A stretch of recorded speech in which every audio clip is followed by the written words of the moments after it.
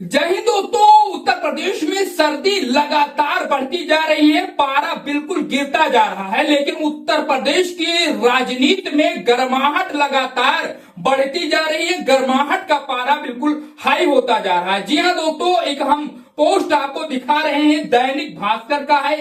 X पर इन्होंने post किया है। ये दोस्तों हम आपको बता रहे हैं, प्रमाण के तौर पर दिखा रहे हैं कि उत्तर प्रदेश की राजनीति में गर्माहट किस कदर से तेजी से बढ़ रही है, और खासकर बीजेपी के अंदर। जी हाँ दोस्तों, बीजेपी के अंदर कुछ भी अच्छा ठीक चल नहीं रहा, लगातार उथल पुथल का दौर चालू है। दैनिक भास्कर का दोस्तों ये पोस्ट है, आप देख सकते हैं, पढ़ सकते हैं, कुछ बता रहे हैं आपको।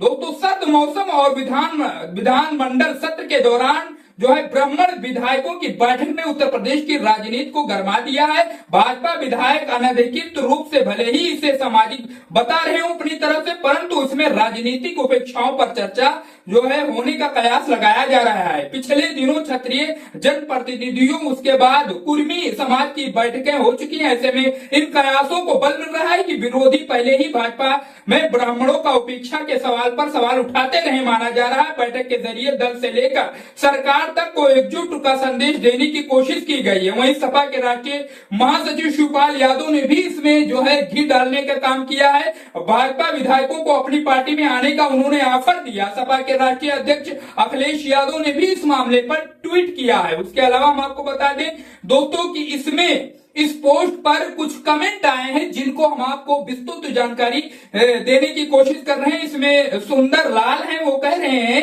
कि इस पोस्ट के ऊपर जो दैनिक जागरण का एक पोस्ट डाला गया है, उत्तर प्रदेश के 40 विधायकों ने ब्राह्मण समाज के जो बैठक की, दोस्तों अंदरूनी जो फूट है बीजेपी में, उसको बाहर निकलते देखा गया। इसमें जो है श्याम सुंदर लाल कह रहे हैं दोस्तों कमेंट में कि उत्तर प्रदेश में सबसे ज्यादा संसदीय सीट होने के बावजूद देश के प्रधानमंत्री उत्तर प्रदेश से नहीं है, ऐसा क्यों? इन्होंने एक सवाल किया है। उसके अलावा दूसरी बार सुंदर लाल कह रहे हैं कि ज्यादा सीटें होने के बावजूद मुख्यमंत्री उत्तर प्रदेश से नहीं है। सीधा सवाल वो मुख्यमंत्री पद को ही लेकर के। उसके अलावा कुलदीप शुक्ला कह रहे हैं कि अगर ये बैठक समाज के हित के लिए है तो धन्यवाद देता हूं, लेकिन इस बैठक में अगर ये कयास लगाए जा रहे हैं कि नेता अपनी मर्जी से किसी भी पार्टी में शामिल होते हैं तो परिणाम वही रहेगा, इसका फायदा भी विपक्ष को मिलेगा और यूपी में बीजेपी हार सकती है। इसका मूल कारण बाद में बताएंगे। जी हाँ दोस्तों, ये कमेंट्स आ रहे हैं दैनिक जागरण के इस पोस्ट पर।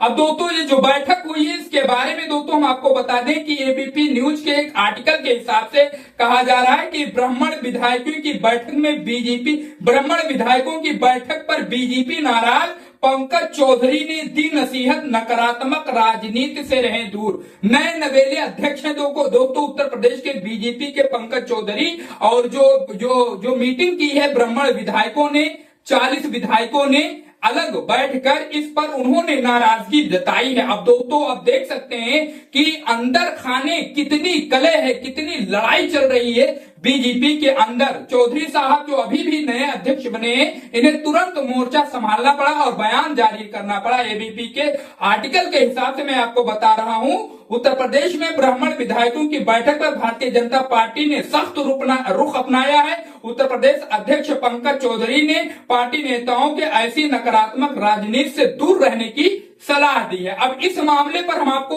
और एक खबर बता दें, अखिलेश यादव इसमें कहां पीछे रहने वाले। उन्होंने उत्तर प्रदेश भाजपा में उन्होंने कहा कि उत्तर प्रदेश भाजपा में मचे आपसी घमासान का कारण ऊपरी तौर पर भले कोई विद्रोही बैठक हो ना हो, पर असल कारण यह है कि भाजपाई विधायकों के बीच समाचार पहले ही प्रसारित हो चुका है कि एसआईआर में 2.89 करोड़ वोटरों के नाम कट चुके हैं। बकौल ये वर्ष से उत्तर प्रदेश मुख्यमंत्री इसमें 85-90% उनके, मतलब और भी कुछ चीजें इन्होंने लिखी होंगी, लेकिन अखिलेश यादव ने तुरंत इस पर तंज कस दिया है। अब आप दोस्तों आप समझ सकते हैं, उत्तर प्रदेश के CM Yogi Adityanath, deputy CM Keshav Prasad Maurya, उसके बाद सुब्रत पाठक के बीच में जो लड़ाई पिछले साल चल रही थी, लगातार दिल्ली दौरा हो रहा था, डिप्टी सीएम का, उसके बाद में मामला को सुलझा, लेकिन पर्दे के पीछे लड़ाई चालू है। उसके अलावा अब दोस्तों विधायकों की लगातार, पहले क्षत्रिय समाज के विधायकों के बैठक, फिर कुर्मी समाज के विधायकों की बैठक, और अब दोस्तों